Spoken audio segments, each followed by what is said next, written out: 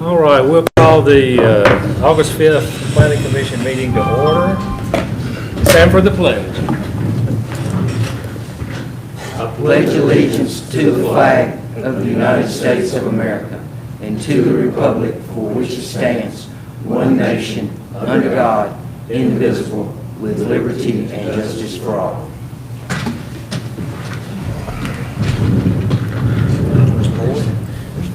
Okay, Kimberly, we're ready to call the roll. Allen. Here. Bibb. Here. Boyd. Here. There she is. Gray. Here. Poole. Here. Richard. Richard. Here. Tackett. Here. Thomas. Here. Townsend. Here. 9 present, we have a quorum. Okay, is there a motion for the approval of the minutes from July the 1st meeting? Second motion. Bob. Got a motion from Bibb, was that Second. Second from Townsend. Townsend? Was second. All in favor say aye. Aye. Any opposed? Okay, the minutes will stand approved.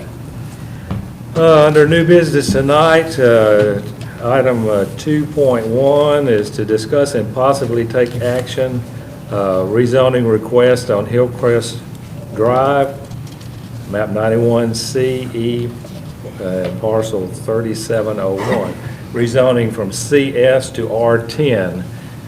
Is there a motion on this item for approval? Motion to approve, to discuss. Okay, got a motion by Poole, and where was the second? Was there a second? Okay. I was going to say, it's a motion to discuss and possibly take action. Yeah, I read that.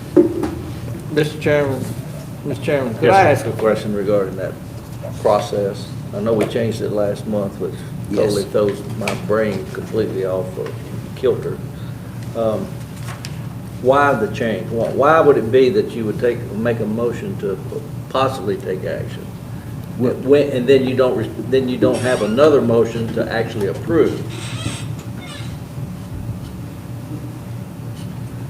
So I don't know what happened last month. Well, no, we're trying to follow the same Board of Mayor Alderman format. So, I mean, it's so far away from what I've learned as Robert's rules on the front end. You have an issue that you bring before, it's looked at, and if it deems possibility of passage, then you make a motion to approve, and if you don't get a second, then it dies. If you get a second, then you take a vote, and then if it gets a positive vote. Now, we don't take we take a motion on the front end to possibly look at it. it should be a motion to put it on the floor. I think, I'm not a Robert's Rules expert, so we'll have to get some clarification, because everybody knows more about Robert's Rules than me, but my understanding is you have to have a motion to put it on the floor. Yeah, I know more about Robert's Rules. Clay's not here. But if you put it on the floor, that doesn't necessarily mean you're going to get a motion to approve it. Correct. So you may, in order to discuss Robert's Rules, I believe it says you've got to have a motion for it to be on the floor, because the commission may not want to discuss it. So if something's on the agenda that you don't want to talk about, there's no motion to put it on the floor to discuss. And a second, it has to get a second. Because I don't know how the agenda preparation works, but any commission member can make a motion to put something on the floor, but it has to get a second for it to be eligible for discussion. That's just a discussion aspect of it. And then a motion to approve, the chair would ask for a motion to approve, and if they don't get a motion to approve, then you just discuss it, you move on to the next. Which is, Okay, so there is a motion to approve after the discussion. There is. Okay. There is. There has to be a motion and a second to get it on the floor for discussion. And then a motion for some sort of vote if the commission decides. And there's got to be a second for that motion as well. exactly, Okay. which is the way we were doing it That's in what the we're doing it beginning. for, yeah. That's what we've been doing though, isn't it? I apologize. We're doing It all gets out of whack. Well, I envisioned a more streamlined process as the Board of Mayor Alderman, but I must be trying to keep tally. Okay, thanks for the clarification. And thank you for asking. We want to keep our meetings running properly, not just as well as short and sweet and smooth. But we can discuss all day, but then it may not ever get a motion to approve. Correct. But One of the meetings, did we talk about, instead of motion to approve, you said we just could say call for the question and, But And- yes, so we're gonna, now, our board does call for a question from time to time. Is that a form of motion to vote? No. So the call for the question would be if there's a motion to approve. So you got a motion, put it on the floor to discuss, a motion to discuss. And the chair would say, we're at item 1 point whatever, I'll entertain a motion to discuss. Somebody makes that motion. If the chair doesn't get a second, then that motion can't be discussed. If you get a second, then you can discuss the item. And after some discussion, if a commission member says, okay, I move that we approve this item. If that gets a second, then the chair would ask if there are any questions or any further discussion, because now we have a motion to approve. So now you see what direction the body is going. Does anybody have any final questions? And maybe that ends up in all of you want an hour to speak, and so if y'all got tired of debate, then somebody may call for the question. Like, okay, somebody's just reading the phone book or filibustering or whatever, then somebody should call for the question and the chair can. Call for the vote. Exactly. Okay. Clear as, Is that close, Bob? Is that? It's fairly close. Most of the time you call for the question, then there is an opportunity for somebody to object. If somebody objects, then you have to vote on the call of the question. That's right. Which gets to be rather lengthy in this case. So somebody calls for the question, that usually stops all debate, and then it goes into a motion on the floor that's already on the floor. The board mayor and alderman has encountered that with an objection to the call. Right. So, yeah, we're deep into the Robert Rules week tonight. Yeah. so, and thank you for being here and helping out, and thank you for helping us I clarify, just wanna because we make do sure want to run our meetings properly. Exactly. Okay, as far as this meeting, do we want to stick with what we got, or we want to Yes, go we back to need what to we do were- it by, so this is going to be a motion to discuss, and then after the discussion, you will ask for a motion to For approve. approval. Okay. And then there will be a second in both cases. All motions have to be in a positive, don't they? Yes. I did get that right, correct, Ryan? Okay. Yes. If All right. that can't be positive, don't So- say it. That's right. Don't say it. So we do have a motion to discuss Okay, let's go with that. 2.1. So we are ready to,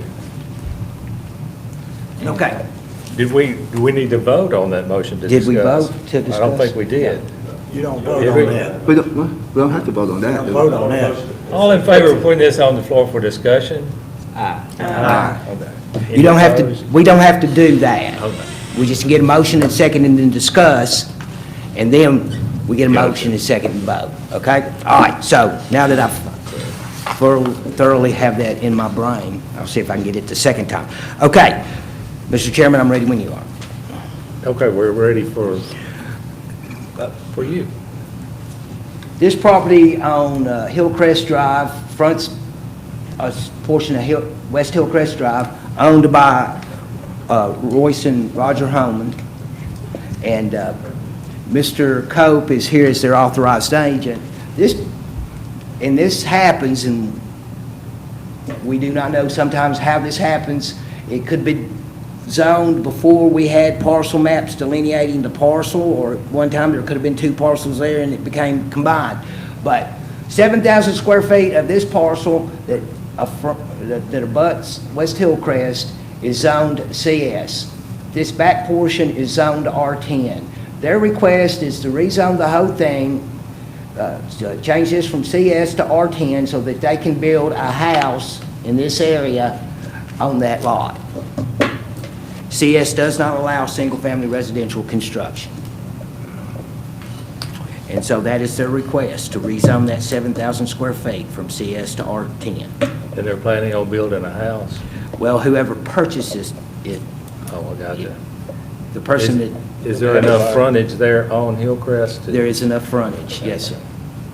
They just have a very large side yard to the north. Okay, any questions? I'm not against that, but with the way it looks there now, it almost looks like that's kind of getting into spot zoning. Well, actually, it's not, because this whole area behind it is R10.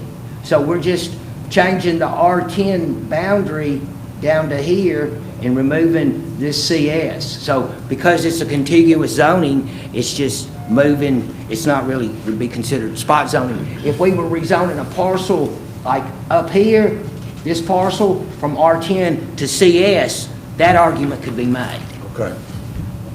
It's the gravel drive, am I seeing that the gravel drive that's behind the paved parking lot, that's on that lot? Yes, that gravel driveway that people use presently to, at this parcel, is on the Holman's property, and it is my understanding that that will no longer take place after the construction starts. They'll put a fence up or something. All right, any other questions? Well, I'll give you a motion to approve. Motion to approve by Craig. I second. Oh, Second. I heard two. Townsend. Second by Townsend. Okay, we're ready to vote. Allen, Yes. Bibb, Yes. Boyd, Yes. Gray, Great. Poole. Yes. Yes. Richard, Yes. Tackett, Yes. Thomas, Yes. Townsend. Yes. Passes 9. 9-0. Okay, item 2.2, is there a motion to put this on the floor for discussion? So moved, Mr. Chairman. Second. Was that tacked on? Oh, Bob on the motion, who had the second? Ms. Boyd. Boyd. Boy, well, whatever. Okay, if we don't have to vote, we're ready. All right, thank you, Mr. Chairman. Okay, we have amended in your packet the ordinance from last month where we rezoned this parcel and this parcel from CG to MRO. Since the last planning commission meeting, Ms. Mason, what's her last? Ms. May has come in and requested to be, her property to be rezoned from CG to MRO for the same reasons. And the reasons that they're requesting these rezonings is that the CG does not allow for single-family residential homes. And if their homes are destroyed by nature or in the event of a fire, they would not be allowed to rebuild their homes. And so also they're starting to have, some of their insurance carriers are starting to deny them insurance because of their zoning classification. So the MRO zoning classification does allow a single-family dwelling to be built in that zoning classification, and that will allow them to achieve their goal. Is that the tract that there's a house for sale there now? I do not know if there, I don't know what's for sale. I can tell you that Hall Lane is a private road. There is an easement on this property, or I won't say an easement, but part of the property does go out to the right of way on Highway 41. But Hall Lane is right here, and provides access to all these parcels through here.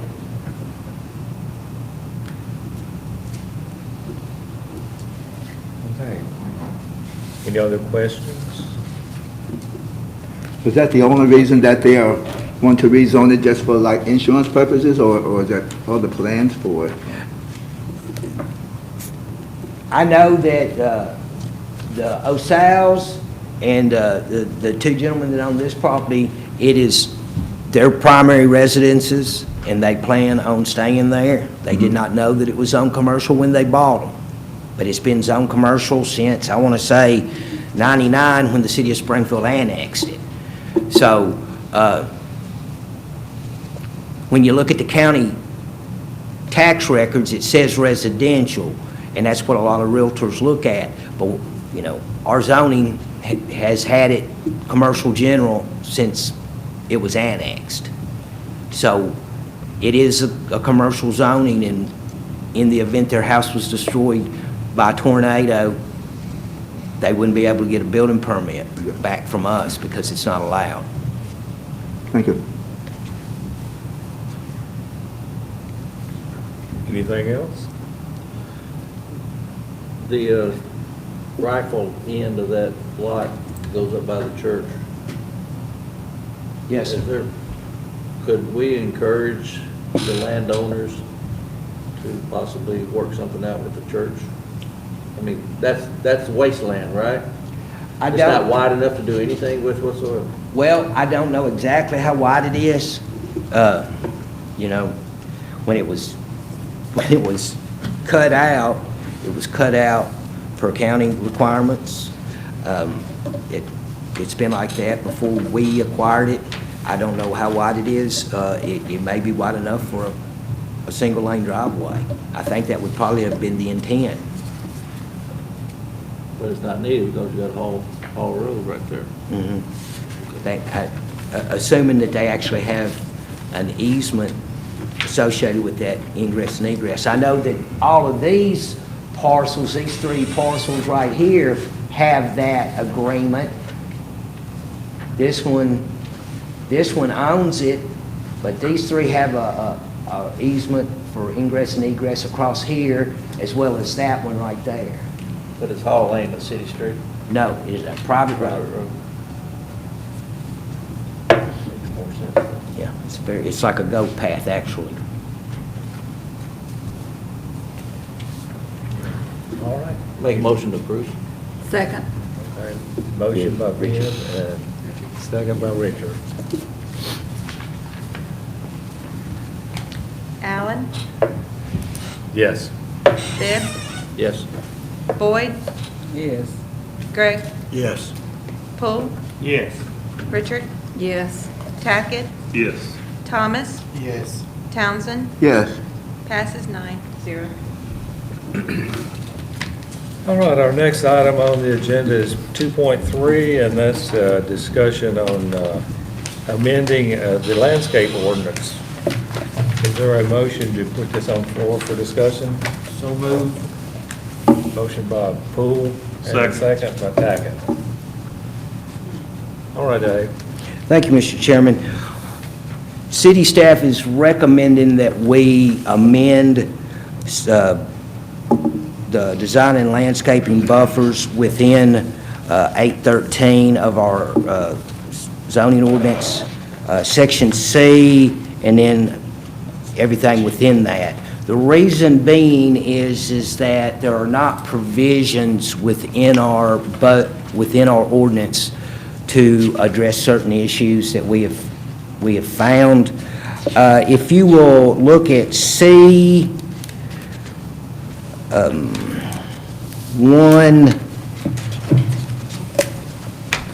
1B, and then you can see that we have amended, added a few phrases and added a new section C. This ordinance's intent is to encourage developers to save trees, and very specifically to save heritage trees, which are defined as a tree 24 inches in caliper or larger. You know, save the tree if you can. Larger trees sequester carbon much better than younger and smaller trees. They're a benefit to our environment and to our climate. So, and also they provide a very nice aesthetic value to the city of Springfield. And, you know, our goal is to make Springfield a more attractive place. And the more attractive we make Springfield, the more attractive it becomes to future development. So one begets the other. So we are making it clear that we are encouraging preservation of heritage trees. We've also, the existing ordinance does not have any sort of goal other than we want, at a minimum in a commercial development, 3 canopy trees, 3 understory trees per acre. And then we have a landscaping requirement for buffers that they have to meet. And, you know, through that process, you'll get more than that, but that's the minimum. So 2-inch trees, it would be, you know, 12 caliper inches. That's our minimum requirement per acre. Now, we do have a goal, it's not a requirement, that's what we're putting in. We're putting in a goal of 40 caliber inches per acre. All right? So, all trees 18 inches or greater, but less than 24 inches will be replaced at a 50% caliber inch ratio. So, an 18-inch tree would be replaced at 9 inches of equivalent trees. You know, if it's 3 3-inch trees or 4 2-inch trees, we'll go, you know, that way. We're not looking, it's not clear in our ordinance now. It could be interpreted to say you will replace that 18-inch tree with a 9-inch tree. And those are hard to come by, especially as you get bigger. It's hard to find a 12-inch tree, and more importantly, they're outrageously expensive, and the probability of keeping a tree that size alive is pretty difficult. So it's easier to start with smaller caliber trees. So we're going to replace trees based on caliber inches, whatever size they choose, between 2 and 3 inches. That's the number of trees. Okay, in the design installation, that's where we were at.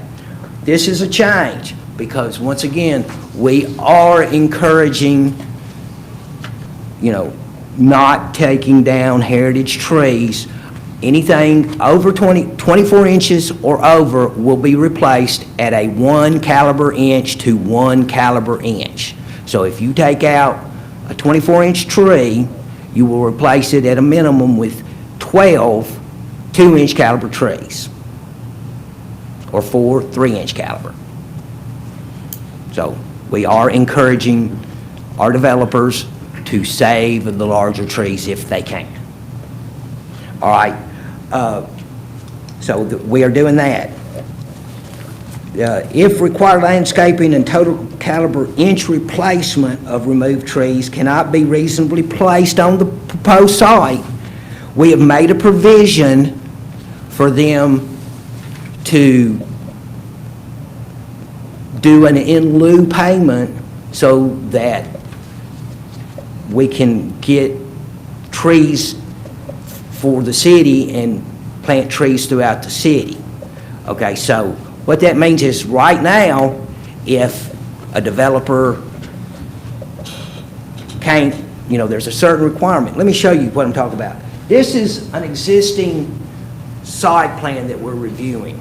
On that site, there were 29 trees that were bigger than 18 inches. One of them is actually a 48-inch red oak. So that's a total of 612 canopy, 36 caliber inches of understory, which will be replaced at 50% caliber inches. So they have to replace 324 caliber inches. Divide that by 2. It's a pretty large number on 2.3 acres. It's almost impossible to put that many trees on the site, the building, parking, and storm drainage. But that's what we require right now. There's no cap. And what we're talking about, about caps, there is a cap right now proposed that is 150% of our 40 caliber inch goal, which would be 60 caliber inches. We cap it at that. Where that becomes important is like that R.A. Benton site, where it's heavily wooded, maybe not been timbered in a while. You know, if there's that many trees per acre, that large, they'll never be able to replace those trees, and replacements are in addition to required landscaping. So our ordinance intent was good, but we just didn't have the proper mechanisms in there to be fair to the developers. So that's how it would be calculated, and that's actually how it was calculated when we did the landscaping review. So the proposed, same thing. We had 15 trees that would be at 15% replacement. All of these 18 inches right here. And now when we got to these 24 and ups, those, see, so that's what their total is. This is 50%, but the rest of them are 1-to-1, 378 caliber inches for a total of $495 just on the canopies. Another 18-inch here. That's 50% replacement for 513 caliber inches replacement. Now, that's how we would calculate it. But our amendment has a cap of 60 caliber inches per acre. Okay? So 60 times 2.3 is 138 caliber inches. That's all they would have to put back onto that site in replacement. Okay? There are, Question, David. I know what a caliper is, yes, sir. so I'm assuming a caliper is going to be a diameter. It's going to be, yes, the diameter, not the Then circumference. why do we call it diameter? We don't. That's what arborists and foresters call them. We'll go to your previous slide. The reason why I was confused, because, I have caliber there. I copied the wrong thing. okay. It's caliper with a P. Caliper, which is a caliper. And thank you for finding my error. Well, and then my only other thought would be, if you're looking at size only, rather than the type of tree that's going to be planted, because different varieties of trees grow at different rates. That is correct. So if you're going to plant an oak, it's going to grow, or a hickory. If you're tearing down a hickory, it's going to grow much slower than a maple. That's correct. And we do not require them to replace the species. There is a listing in the back there of all of our approved canopy trees and all of our approved understory trees. They can replace the canopies with any canopy. And the reason I say that is because if you bought a tree lately, you know how expensive they are. Mhm. And rather than require a certain size tree to be planted, why not look at the possibility of giving the option or planting a tree with the capability of growing to that size in a certain time frame? Yes, sir. And that's why these particular species were selected. The original ordinance was worked out with a landscape architect. We're not telling them what size trees. When you put a new tree in, you want it to be at least 2 inches. You don't want it to be much more than 3, at least according to landscape architects and arborists. So we're not telling you, all we're saying is the minimum tree size that you have to replace with is a 2-inch. You can do it 3. But you're going to have to put a bunch of them if you take down a 48-inch tree. But you get capped. That's where I'm going here. You get capped. You get capped at 60 total caliber inches per acre. So that as opposed to 324. That's the cap on the same site. Now the 324, there's no provision for what if I can't get that number of trees. We've got that built in too. So, this is just a breakdown comparing this example to existing and proposed. We're talking about 126 trees if we were using 2-inch calipers. Where on the proposed, with the replacement cap, it's 69 trees. A difference of 93 trees or 186 caliber inches. Okay? So, there's no provision for, if you can't replace them, what to do in the existing. But there is a provision if all required replacement trees cannot be placed on the site.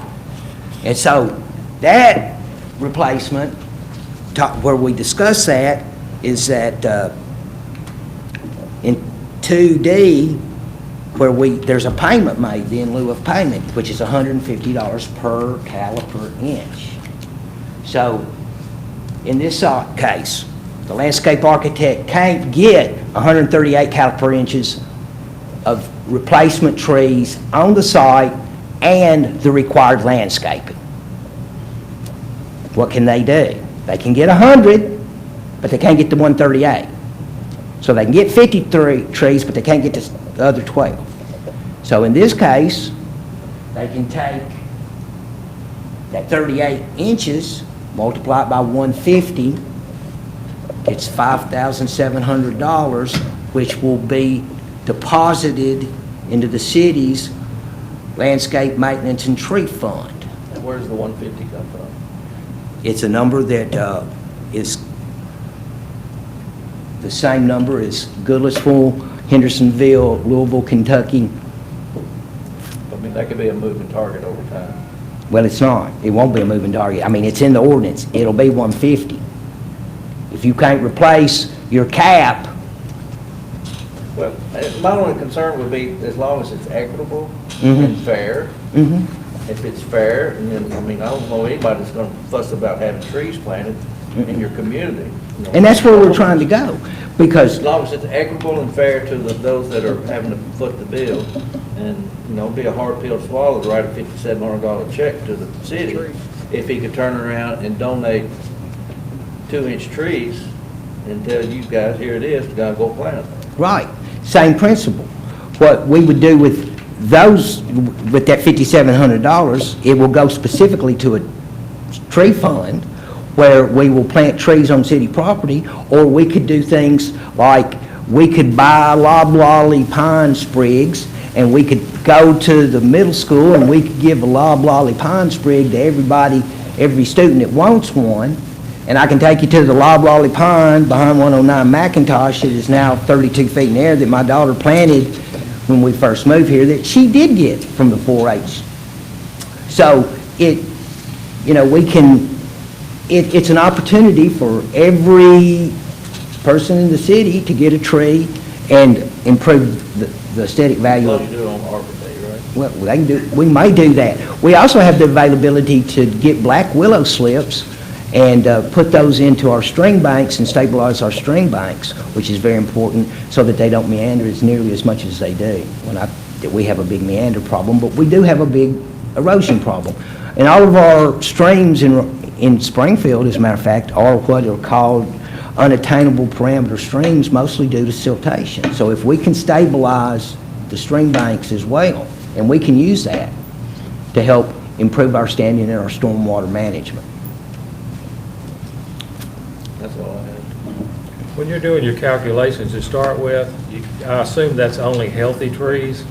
Like you got a 24-inch tree that's dead, Right. they don't calculate that in. No, I certainly hope they don't do it, but they have to do a tree survey of 6 inch and up. They only have to, they can take out anything 18 inches and below, or below 18 inches and not have to replace it. If it's 18 and up, they replace. We had a discussion about that 48 inch with the person, the owner that's going to develop that site. I don't know if it's a good tree. All I'm looking at is a piece of paper that says it's a 48-inch red oak.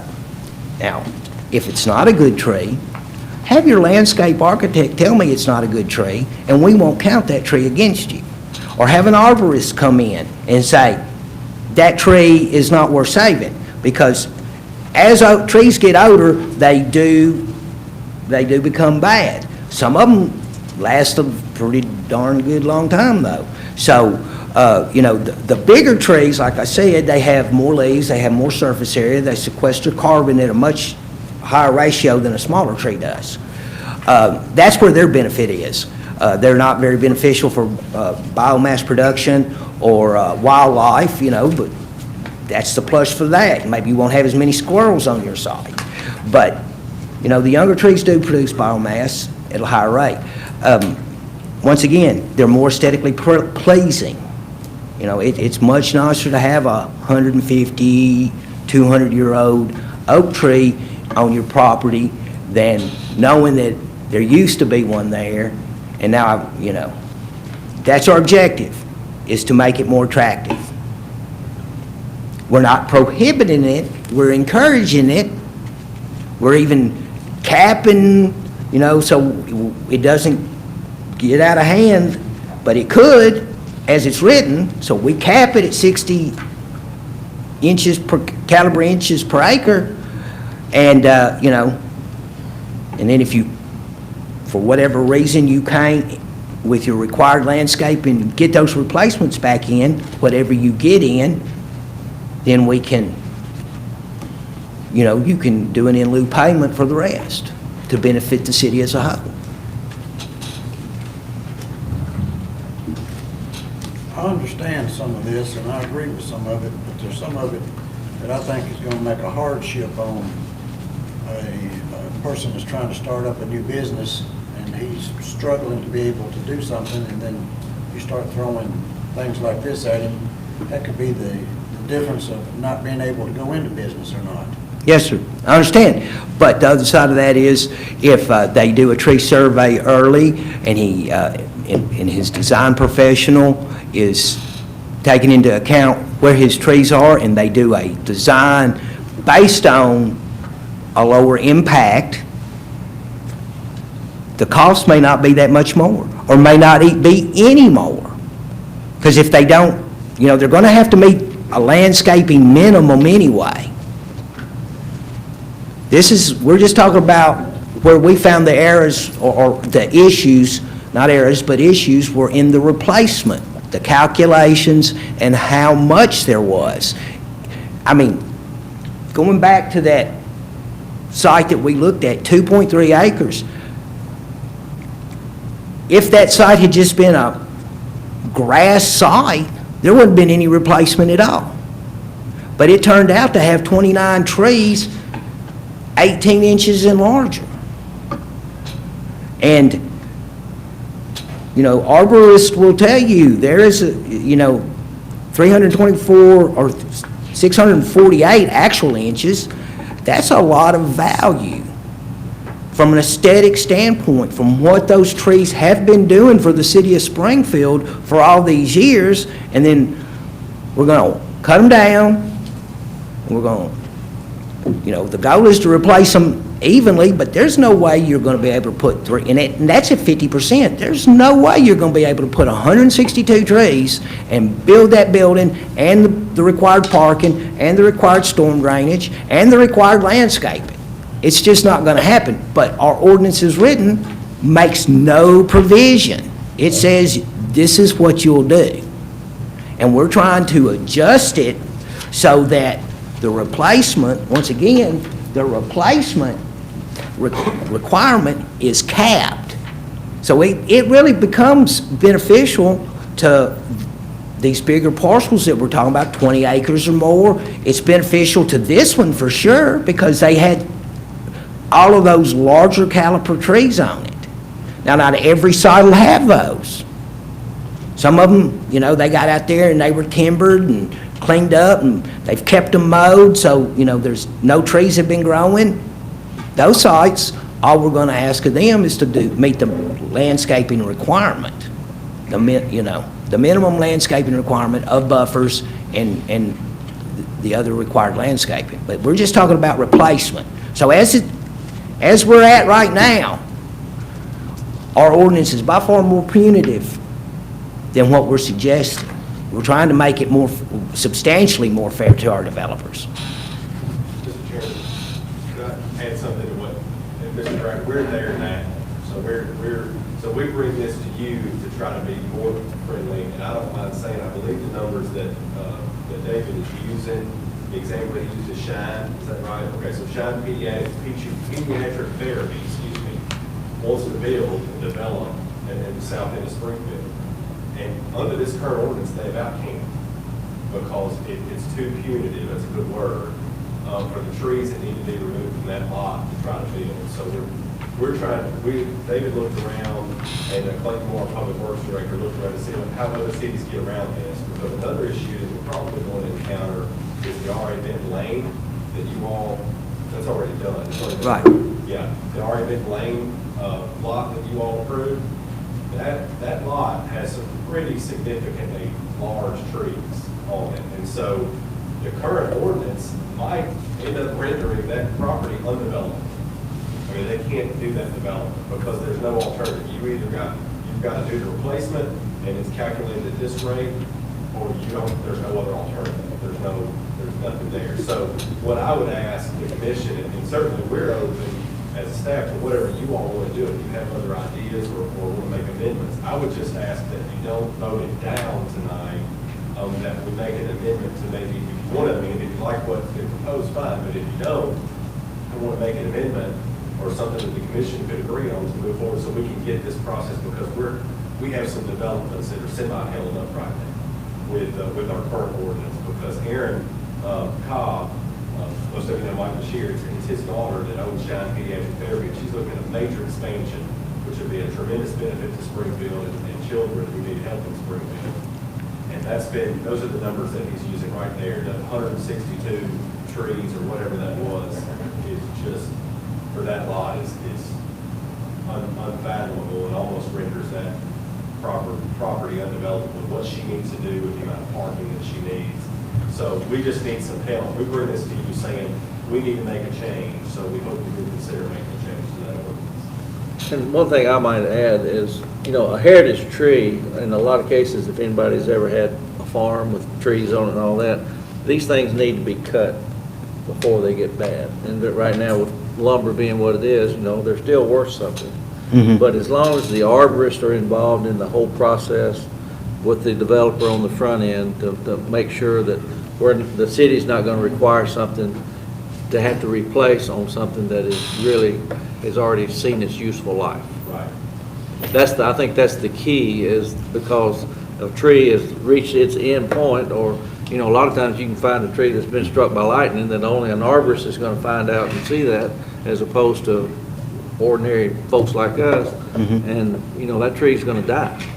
And- It's on its way out. So those type things shouldn't fall into the calculation of the replacement, because they need to come out anyway. That's exactly right. And that's why, some of them hollow out over time. When a windstorm can blow them down, and an arborist can say, hey, this tree's not worth saving. And we will take that word. I just want you to know the angle we're coming from on this is to try to help the development and be more developed, because our current ordinance is not. It gives us no wiggle room, not that we want wiggle room, but when there are things like that, like you're talking about, Bob, don't save a tree that shouldn't be saved.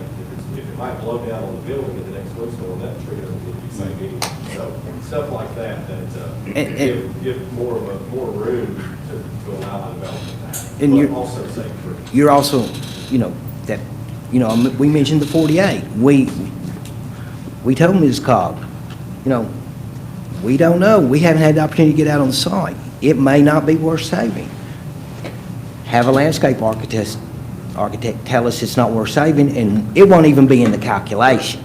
But on the other hand, if it's a great tree to save, then it needs to be. So yes, we concur. We're going, I think the intent of the ordinance has always been replacement of healthy trees. We're not going to make you replace an end-of-life tree. That would it wouldn't make no sense whatsoever, and it would be just a bridge too far, in my opinion. So we always try to work with the developers and be reasonable, because, developers, future developers, they have options other than the city of Springfield to invest their money and bring their business. And we want to be as business-friendly as we can. We want to encourage the investment in our communities as much as possible. And I think this will help us do that, but I want we're not trying to be punitive in any way, and we're trying to be helpful, because we want Springfield to grow. I think it's a great place, and I want it to grow, and I want it to be an attractive place. Does this only pertain to developing properties? What if a person, their home, you go out and you've got a heritage tree there and it needs to come down, you cut that tree down? Yes, sir. Does the city come back and say, well, you need to replace that tree with? No, sir. Okay. No, sir. It does not apply to pre-existing commercial lots or pre-existing, only if it's a new development. Undeveloped land, new development. So subdivisions, new subdivisions, there's a requirement for at least one canopy tree or one understory tree per lot. Mr. Chairman, based on the comments, and now that we have fully, I think, I understand it a lot better than I did when I read it, then I would move that we approve. Okay, motion for approval. by I'll Neil. second. Is there a second? Mr. Tackett, I think. Tackett, Do what? I'll Mr. second. Tackett? Okay, Mr. Tackett. all right. Allen, Yes. Bibb, Yes. Boyd, Yes. Gregg, Yes. Poole, Yes. Richard, Yes. Tackett, Yes. Thomas, Yes. Townsend, Yes. passes 9-0.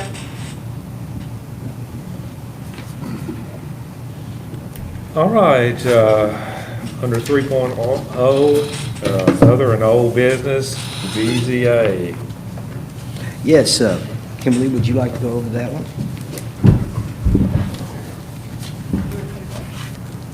I will. They are requesting a 2-foot from the 15, they're building a two-story home on North Maple Street. And they just need 2 feet, so it'll make it 13 feet on the sides. It's a small, non-conforming, pre-existing lot of record. And the Basically, zoning, they're just having 2 feet on each side. and the classification is R10. It's R10, correct. So it's like a 5,200 square foot lot in an R10 classification, so to build anything, we've seen a lot of requests for variances on these smaller lots of record. Just want to make you aware of that. Immediately after this, Mr. Sachs is going to give us a 30-minute training, discussion on our electric distribution. And I wanted to remind you that tomorrow night is First Friday. And please come out if you can, and if you can't, I hope you enjoy staying at home. All right, is there any other business that we need to look at before our training session? No food in the training session tonight, right? No, it's just 30 minutes. All right. Hopefully, it'll be very, not tonight. Not for, I only feed them when it's an hour. I'll have to get on him, I'm sorry. All right, thank you. All right, Dismiss? we are. Do I need to- Dismiss. Dismiss, and then Steve will do training after the meeting. Is there a motion to dismiss? So moved. Ms. Boyd, all in favor say aye. Aye. We're ready.